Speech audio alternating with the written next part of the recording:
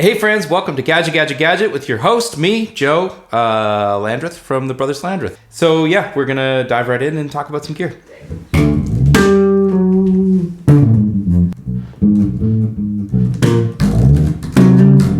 Just kidding. He was like, careful, they're gonna be better than mine. Maybe we'll full on be better than my bass licks. Talk. Hey, check 1, 2. Welcome to Gadget. I am your fill-in host, DJ Flava Dave, also known as Dave Landreth of the Brothers Landreth, brother of Joe. And let's talk bass. This bass that I'm holding is a new to me instrument. This is a Cathara Samson. It's made in Ireland, and I bought it on a whim because Joey DM'd me a picture of a bass that he saw on Instagram. And I just thought it was so handsome. This color of green with the pickguard, it just totally got me. So I reached out and I accidentally set things in motion and wound up with the bass. Whoops. But it's so sick. I love it so much. It's got a Curtis Novak Dark Star pickup in the front, single coil, and also a Curtis Novak gold coil in the bridge. And I find the combination of the two to be really quirky and fun. The front pickup is really woolly and deep and bassy, and this back one is really quacky and quirky. It also has a coil tap when you pull up on the volume knob. The coil tap is really lovely for just getting the slightly sweeter sound out of that pickup. It's a little less bombastic, but it's quite a bit quieter. I'll just kind of show you what that sounds like.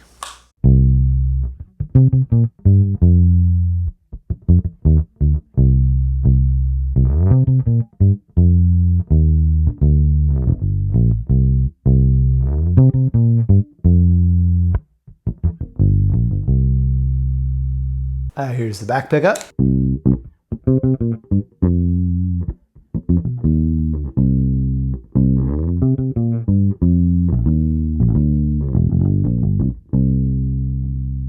And the two together.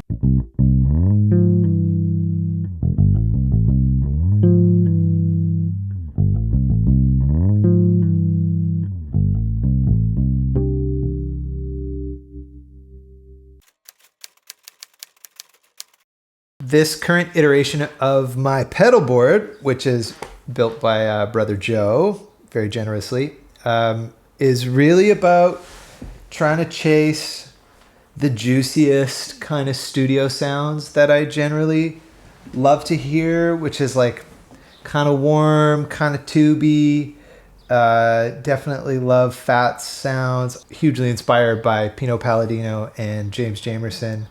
So those kind of like classic warm P bass kind of tones. One thing that I've had on my pedalboard for I don't think I've taken it off for years and years is this Noble DI, and anybody who is playing bass and on the internet is probably really familiar with these. These are amazing. They're just super warm, versatile, clean sounding DI's voice for the bass. They just sound amazing. Real simple volume, bass, and treble, and I really don't mess with the EQ on it. I just kind of run it flat, and just whatever it does to the bass sound, just mwah, mwah, mwah. And I've got another new pedal on here that I bought on a whim, and it's become kind of a staple on the board. I call it it's a betterer, because whatever you put into it, it just makes it more betterer. And it's called the 05 Audio Lowrider. It's made in France, and from what I understand, it aims to recreate the Pultec EQ trick that a lot of folks do in the studio, and that happens when you boost and cut the same frequency on a Pultec. It specifically hones in on that. It's really just trying to do that thing on the bass frequencies. So very versatile for bass. But I've got it set to 100 hertz, and I give it a pretty mean little bump at 100 hertz, and it just makes it sound better. I think I can show you what it sounds like. I'll play some without it, and then I'll step on it, and you can hear the difference.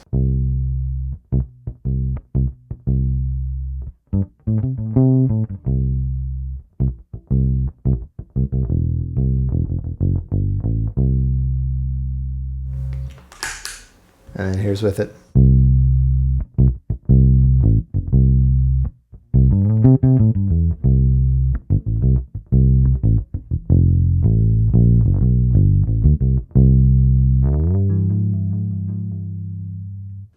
Better, I think.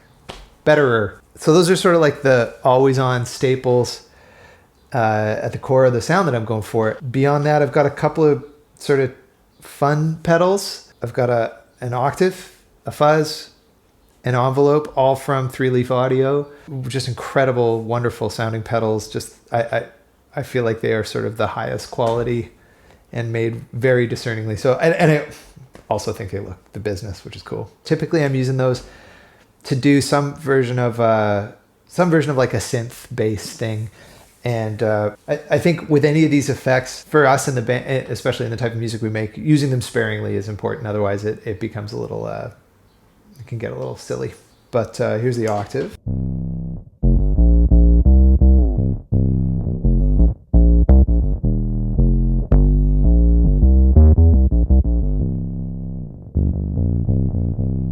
Here's what the fuzz sounds like.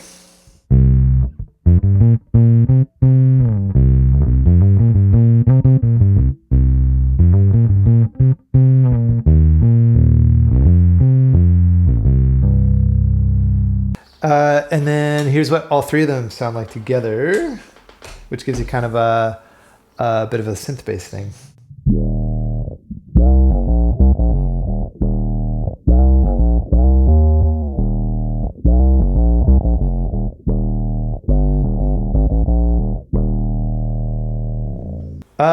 And then there are a couple of really dope pedals over here that I use for various kind of like chorus flangery stuff. I've got a Dimension C, a Boss Dimension C, says Wazacraft on it. Joey gave me this. I don't really know what it does, but I know that when I step on it, it just sounds sick and just sort of gives some girth, some girth.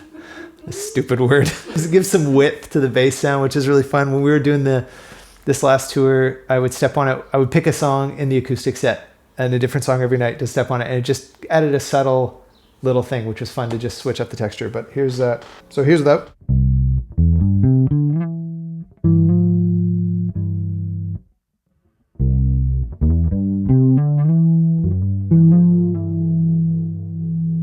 Just as a little something, you know? And then the other one is this Jam Pedals Ripley Fall, and it is a flanger and a chorus. And I didn't know, but it turns out I love flanger. And here's what that does. And I usually leave it up with the Dimension C on just because it seems to just make it big and wide and luscious. But check this out.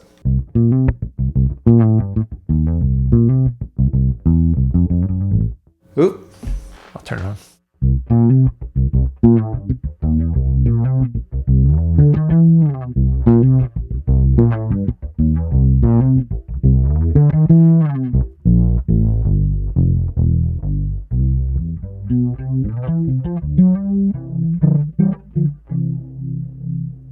Anyhow, those are some of the things that I step on throughout the night. Oh, and a Cali 76. I also have a compressor on there for compressing things, obviously. That's not an always on for me because being able to control the dynamics in the show is really important to me. So being able to play really, really quietly and to be able to dig in and drive things when I want to is something that I like. But when the moment's right, I also just step on it because the tone is better. And this is the new version of the Cali 76 bass. I had the old one forever and I got the new one, and it's just even more better than the last one. So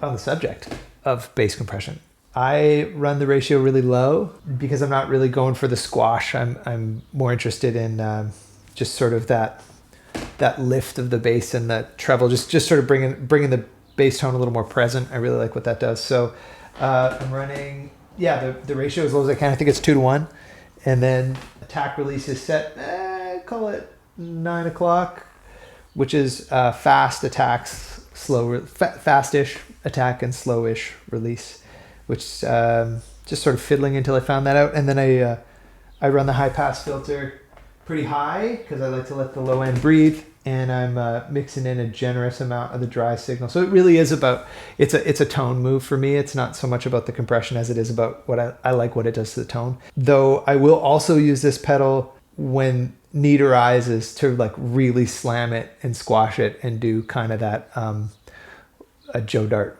Wolfpack kind of thing, which is also really fun, but that's more of an effect. And yeah, there you go. So thanks for walking through my pedal board with me. That's what I use and how I use it. And there you go.